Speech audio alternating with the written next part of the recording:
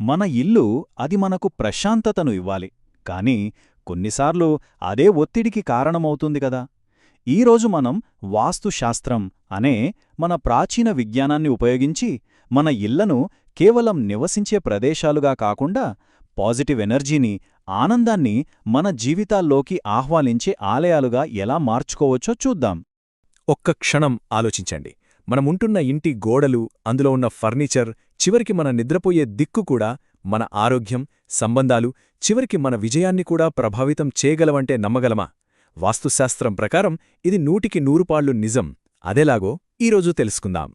ఇక్కడే వాస్తుశాస్త్రం మనకొక దారి చూపిస్తుంది. ఇది కేవలం కొన్ని నియమాల సమాహారం కాదండి. ఇది ప్రకృతి శక్తులతో మన జీవితాలను కనెక్ట్ చేసే ఒక అద్భుతమైన సైన్స్. మన ఇల్లని ఒక సామరస్యపూర్వకమైన ప్రదేశాలుగా మార్చే ఈ విజ్ఞానం గురించి ఇప్పుడు కొంచెం లోతుగా చూద్దాం. సరే, ఈరోజు మనం ఏం తెలుసుకోబోతున్నామంటే, ముందుగా వాస్తుశాస్త్రమంటే ఏంటో చూద్దాం. తరువాత ఇంట్లో వస్తువులను ఎక్కడ పెట్టాలి, దాని ప్రాముఖ్యత ఏంటి అనేది తెలుసుకుంటాం. ఆ తర్వాత ఇంట్లోకి పాజిటివ్ ఎనర్జీ ఫ్లో ఎలా పెంచుకోవాలి, గదుల్ని ప్రశాంతంగా ఎలా మార్చుకోవాలి అని చూసి, చివరగా మీరు వెంటనే మొదలుపెట్టగలిగే కొన్ని సింపుల్ టిప్స్తో ముగిద్దాం. వాస్తులో మొట్టమొదటి చాలా ముఖ్యమైన సూత్రం ఏంటంటే వస్తువుల ప్లేస్మెంట్, అంటే వాటిని పెట్టే స్థానం ఇంకా దిశ. ఇంట్లో ప్రతి గదికి, ప్రతి వస్తువుకి ఒక సరైన స్థానం ఉంటుంది. ఆ స్థానం దాని శక్తిని నిర్ణయిస్తుంది. ఉదాహరణకు, ఇంటి యజమాని పడుకునే గది అంటే మాస్టర్ బెడ్రూమ్ ఇంటికి నైరుతి మూలలో ఉండాలని వాస్తుశాస్త్రం చెబుతోంది. ఎందుకంటే ఆ దిశ స్థిరత్వాన్ని సూచిస్తోంది. అక్కడ నిద్రించటం వల్ల మనకు తెలియకుండానే ఒక భద్రతాభావం కలిగి చాలా ప్రశాంతమైన, గాఢమైన నిద్రపడుతుందన్నమాట. మరి లివింగ్ రూమ్ సంగతేంటి? దీనికి పూర్తి భిన్నంగా, అంటే లివింగ్ రూమ్ లాంటి సామాజిక ప్రదేశాలు, అంటే మనం అందరితో కలిసి కూర్చునే చోటు ఉత్తరం, పడమర లేదా వాయవ్యంలో ఉండాలి. ఈ దిశలు ఇంట్లోకి పాజిటివ్ ఎనర్జీని, అలాగే అతిథులను ఆహ్వానించడానికి బెస్ట్ అని చెప్తారు. ఇది చాలామందికి తెలియని ఒక ముఖ్యమైన వాస్తురహస్యం. మనం ఏ దిక్కుకి తలపెట్టి పడుకుంటున్నామనేది మన నిద్ర నాణ్యతను, మన ఆరోగ్యాన్ని చాలా ప్రభావితం చేస్తుంది. వాస్తు ప్రకారం తలని దక్షిణం వైపు పెట్టి పడుకుంటే భూమి యొక్క మ్యాగ్నెటిక్ ఫీల్డ్తో మన శరీరం సింక్ అయ్యి మంచి గాఢమైన నిద్రపడుతుంది, ఆరోగ్యం కూడా బాగుంటుంది. కాని ఉత్తరం వైపు తలపెడితే మాత్రం అది మన బ్లడ్ సర్క్యులేషన్ని దెబ్బతీసి పీడకలలు, నిద్రలేమి లాంటి సమస్యలకు దారితీస్తుంది. ఇది చాలా తేలిగ్గా మార్చుకోగలిగేది, కాని చాలా పవర్ఫుల్ టిప్. గదుల ప్లేస్మెంటే కాదు, గదిలో ఫర్నిచర్ పెట్టే విధానం కూడా అంతే ముఖ్యం. ముఖ్యంగా సోఫాలు, బీరువాల లాంటి బరువైన ఫర్నిచర్ను గదికి నైరుతి మూలలో పెట్టాలి. ఎందుకంటే అది ఆ గదికొక యాంకర్లాగా పనిచేసి స్థిరత్వాన్నిస్తుంది. అంతేకాదు, గదిలోని పాజిటివ్ ఎనర్జీ బయటకు పోకుండా ఆపుతుంది. ఇప్పుడు వాస్తులో చాలా కీలకమైన ఒక అంశం గురించి మాట్లాడుకుందాం. అదే ప్రాణశక్తి.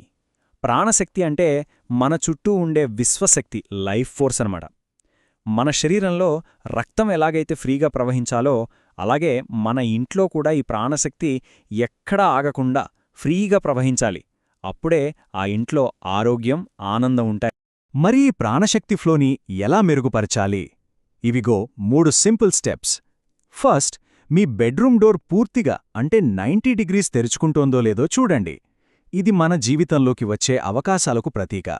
సెకండ్, మంచం కిందున్న సామానంతా తీసేయండి. అక్కడ పేరుకుపోయిన వస్తువులు ఎనర్జీ ఫ్లోని బ్లాక్ చేస్తాయి. ఇక ఫైనల్గా, ఇంటి ఈశాన్యమూలను వీలైనంత ఖాళీగా, శుభ్రంగా ఉంచండి. ఎందుకంటే ప్రాణశక్తి ఆ వైపు నుంచే మనింట్లోకి ప్రవేశిస్తుంది. పాజిటివ్ ఎనర్జీని ఆహ్వానించడమే కాదు, దాన్ని ఆపేవాకిని కూడా దూరం పెట్టాలి కదా. ఉదాహరణకు, మంచానికి ఎదురుగా అద్దం అస్సలుండకూడదు. అది మన ఎనర్జీని రాత్రంతా రిఫ్లెక్ట్ చేస్తూ మనకు తెలియకుండానే మనల్ని అలసిపోయేలా చేస్తుంది. అలాగే పదునైన అంచులున్న ఫర్నిచర్ మన వైపుకి ఉండకూడదు. ఇక బెడ్రూంలో టీవీలు, ఇతర ఎలక్ట్రానిక్ వస్తువులు మన ప్రశాంతమైన నిద్రను దొంగిలించే శత్రువులు. వీటికి దూరంగా ఉండటమే మంచిది. సరే, ఇప్పటిదాకా మనం పెద్ద పెద్ద మార్పుల గురించి మాట్లాడాం కదా. ఇప్పుడు గదిలోని చిన్న చిన్న వివరాలు, అంటే రంగులు, అలంకరణ వస్తువులు మన మూడ్ని, గదిలోని ఎనర్జీని ఎంతలా ప్రభావితం చేస్తాయో చూద్దాం. గదుల ఫంక్షన్ని బట్టి రంగులు, వస్తువులు ఎంచుకోవాలి.